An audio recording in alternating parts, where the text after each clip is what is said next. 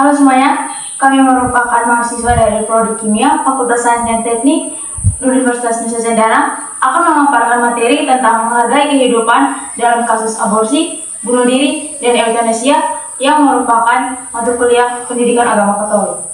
Baik, sebelumnya kami akan memperkenalkan diri kami masing-masing. Nama saya Christian Surya Dua. Nama saya Aprilia Deviga Punome. Saya Margarita Clarita Suarez Bawo. Saya Francisca Emma Belen. Saya Ingrid University Lumang. Dan saya Anggraini Welinaha. Baik semuanya, berikutnya kita akan memberikan kesempatan kepada pemateri.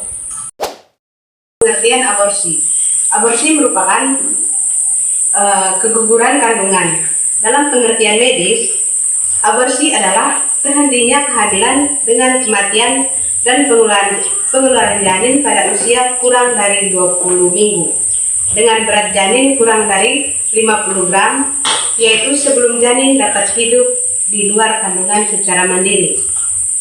Dapat dipahami bahwa aborsi adalah upaya mengakhiri kehamilan dengan mengeluarkan janin sebelum waktunya, baik secara alamiah atau spontan atau dengan menggunakan alat-alat sederhana maupun teknologi. Dan semuanya yang berikutnya, jenis-jenis aborsi. Aborsi terbagi menjadi dua jenis, yaitu yang pertama, aborsi spontan atau spontaneous abortus. Aborsi ini adalah aborsi yang terjadi secara alamiah, baik tanpa sebab seperti sang ibu tidak memiliki indikasi medis maupun karena ada sebab tertentu, seperti sang ibu mengalami gangguan kesehatan. Yang kedua, abortus yang disengaja atau abortus provocatus. Aborsi ini terjadi karena disengaja atau dengan sadar, baik menggunakan obat-obatan maupun alat-alat. Nah, abortus provocatus ini terbagi lagi menjadi dua macam, yaitu yang pertama, aborsi artificialis therapeuticus, yaitu aborsi yang dilakukan oleh dokter atas indikasi medis, dan yang kedua, abortus provocatus criminalis, yaitu aborsi pengguguran yang dilakukan tanpa indikasi medis. Baik, yang berikut dampak aborsi. Yang pertama, pendarahan hebat, dan yang kedua, infeksi, yang ketiga, sepsis, yang keempat, kerusakan rahim, yang kelima, infeksi atau peradangan panggul, dan yang keenam, endometritis. Yang berikutnya, faktor penyebab aborsi. Faktor-faktor penyebab aborsi terbagi menjadi tiga, yaitu yang pertama, faktor sosial ekonomi, yaitu yang pertama, kehamilan tidak diinginkan, yang kedua, ketidakmampuan secara finansial untuk membesarkan anak, yang ketiga, kurangnya dukungan keluarga, yang keempat, masalah hubungan dengan pasangan. Yang berikutnya, dampak pada karir dan pendidikan. Faktor yang kedua yaitu faktor kesehatan ibu. Terbagi menjadi beberapa macam, yaitu yang pertama, mengalami penyakit kronis. Yang kedua, terinfeksi selama kehamilan. Yang ketiga, bentuk rahim yang tidak normal. Yang keempat, gangguan hormon. Yang kelima, memiliki penyakit autoimun. Faktor yang terakhir yaitu faktor janin. Yang pertama, kelainan kromosom sering kali membuat janin tidak berkembang atau tidak normal. Yang terakhir, kelainan plasenta dapat mengganggu suplai nutrisi dan oksigen ke janin. Yang berikut, aspek moral etika. Gereja Katolik memandang bahwa aborsi bertentangan dengan rencana dan kehendak Allah. Maka, orang yang melakukannya pun bisa dikatakan melawan Allah dalam tata keselamatan dunia. Konsili Vatikan II mengatakan, sebab Allah Tuhan untuk melestarikan hidup manusia, supaya menjalankan dengan cara yang layak baginya. Maka kehidupan sejak pembuahan harus dilindungi dengan sangat cermat.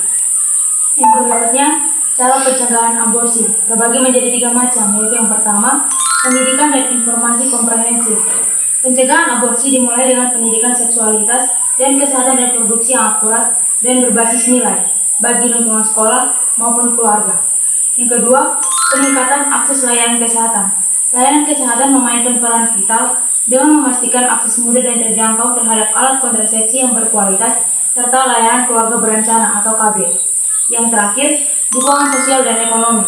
Langkah terakhir dan krusial adalah memberikan dukungan holistik bagi mereka yang menghadapi KTD, termasuk konseling psikologis non menghakimi untuk mengelola tekanan emosi dan kesulitan. Nah, selanjutnya kita akan masuk kepada kasus yang kedua. Nah, kasus yang kedua ini tentang bunuh diri. Nah, di sini bunuh diri adalah usaha seseorang untuk menyakiti dirinya sendiri dengan tujuan untuk meniadakan atau menghilangkan nyawanya sendiri. Nah, hal ini biasanya dilakukan atas dasar motivasi-motivasi tertentu seperti menyelesaikan permasalahan yang dihadapi. Selanjutnya, ada beberapa macam-macam bunuh diri. Di antaranya yaitu 1. Bunuh diri egoistik, yaitu bunuh diri yang dilakukan oleh orang-orang yang merasa kepentingan individu lebih penting daripada kepentingan kesatuan sosialnya. Yang kedua, bunuh diri altruistik, yaitu bunuh diri karena adanya perasaan integrasi antar sesama individu satu dengan yang lainnya, sehingga menciptakan masyarakat yang memiliki integritas yang kuat.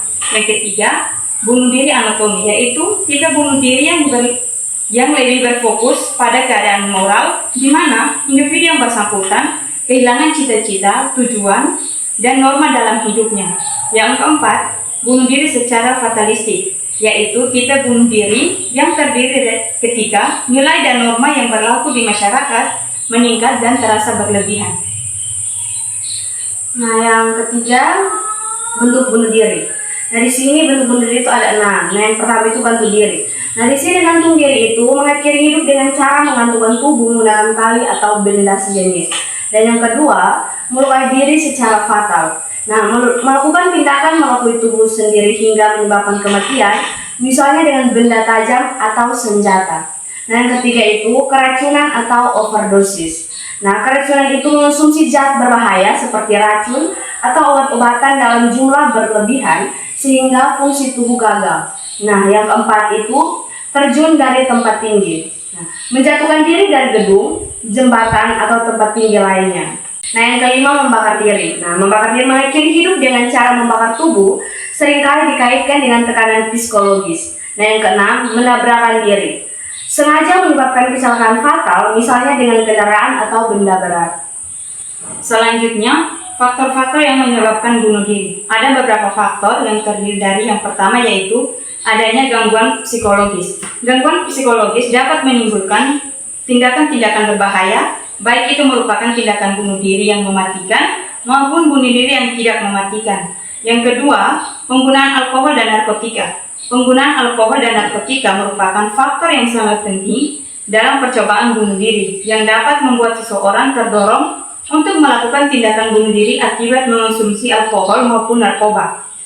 Yang ketiga, krisis kepribadian. Meskipun hubungan antara krisis kepribadian dan bunuh diri belum diyakinkan secara umum, tetapi beberapa penelitian terkini menunjukkan bahwa krisis kepribadian merupakan faktor penting dalam melakukan percobaan bunuh diri. Yang keempat, penyakit-penyakit jasmani. Penyakit-penyakit jasmani termasuk hal-hal penting sering mengakibatkan bunuh diri, khususnya bagi orang tua. Rasa sakit merupakan faktor penting dalam sekitar 20% kasus bunuh diri yang dilakukan oleh orang tua. Yang kelima, perubahan dalam bursa kerja. Revolusi ekonomi dan teknologi yang terjadi di dunia telah membawa dampak positif dan negatif, disengaja dan tidak disengaja, baik dalam bidang ekonomi, sosial, dan kejiwaan, politik, dan budaya. Semua ini mempengaruhi kesehatan penduduk dunia. Antara permasalahan serius yang dihadapi dunia secara bersama adalah semakin bertambahnya jumlah pengangguran. Yang keenam, kondisi keluarga. Kebanyakan remaja memiliki perilaku bunuh diri menghadapi berbagai problem keluarga yang membawa mereka kepada ketimbangan tentang harga diri, serta menumbuhkan perasaan bahwa mereka tidak disukai, tidak diperlukan, dan tidak dipahami, serta tidak dicintai. Yang ketujuh adalah pengaruh media massa. Berita tentang bunuh diri kadang dapat memicu tindakan bunuh diri, terutama bagi orang yang telah mempersiapkan diri untuk melakukannya. Ketika mereka tahu bahwa orang yang mati bunuh diri sebelumnya hidup dengan posisi dan keadaan yang sama dengan mereka alami, maka itu bisa mendorong mereka untuk meniru dan melakukan perbuatan yang sama. Nah, yang berikutnya, dampak bunuh diri bagi keluarga yang ditinggalkan. Yang pertama, duka cita yang kompleks dan intens. Dan yang kedua, rasa bersalah dan menyesal. Dan yang ketiga, stres dan gangguan kesehatan mental. Yang keempat, peningkatan risiko bunuh diri. Dan yang kelima, perasaan malu dan stigma. Selanjutnya kita masuk pada pencegahan tindakan bunuh diri. Yang pertama, mengurangi penderitaan dan rasa psikologis mendalam Yang kedua, membuka pandangan. Dan yang ketiga, mendorong orang yang bersangkutan meskipun hanya selangkah dari tindakan menghancurkan diri sendiri. Nah, selanjutnya itu aspek moral etika. Nah, di sini tindakan bunuh diri secara luas ditolak oleh sebagian besar sistem keyakinan, terutama oleh agama-agama besar, karena melanggar prinsip kesucian hidup yang memandang kehidupan manusia sebagai anugerah atau amanah ilahi yang tidak berhak diakhiri oleh individu itu sendiri. Kasus yang ketiga yaitu eutanasia. Yang pertama, pengertian dari eutanasia. Istilah eutanasia berasal dari bahasa Yunani, yaitu eu dan thanatos. Kata eu berarti baik tanpa penderitaan, dan thanatos berarti mati. Maka dari itu, eutanasia sebenarnya bukan untuk menyebabkan kematian, tetapi untuk mengurangi penderitaan seseorang yang sedang menghadapi kematiannya. Tujuan dari eutanasia adalah untuk mengurangi penderitaan seseorang akibat ketidakmampuan dalam menahan rasa sakit dan tidak dapat disembuhkan lagi. Yang kedua, jenis-jenis eutanasia. Ada dua, yaitu dari sudut perbuatan oleh pelaku dan dari sudut perbuatan korban.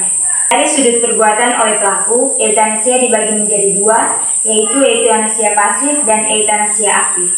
Yang pertama, eutanasia pasif. Eutanasia pasif adalah eutanasia yang diartikan dengan membiarkan seseorang untuk meninggal dengan cara menghentikan atau tidak memberikan perawatan yang dapat memperpanjang hidupnya. Yang kedua, eutanasia aktif. Eutanasia aktif adalah eutanasia yang dilakukan dengan melakukan suatu tindakan dengan sengaja, di mana telah disadari bahwa tindakan tersebut akan mengakibatkan kematian seseorang. Baik, yang berikut jenis-jenis eutanasia dari sudut pandang korban. Jadi dari sudut pandang korban sendiri dibagi menjadi tiga, di mana yang pertama itu eutanasia sukarela atau voluntary euthanasia. Eutanasia sukarela artinya bahwa si pelaku itu dengan persetujuan korban untuk melakukan eutanasia itu sendiri. Yang kedua, eutanasia diandaikan atau non-voluntary euthanasia. Itu adalah jenis eutanasia di mana korban itu dianggap menyetujui untuk melakukan eutanasia meskipun sebenarnya korban tidak menyampaikan hal tersebut.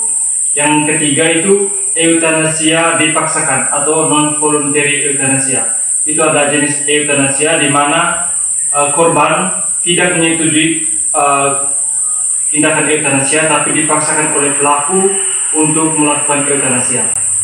Yang berikut pandangan Gereja Katolik dan juga aspek moral terhadap perbuatan eutanasia.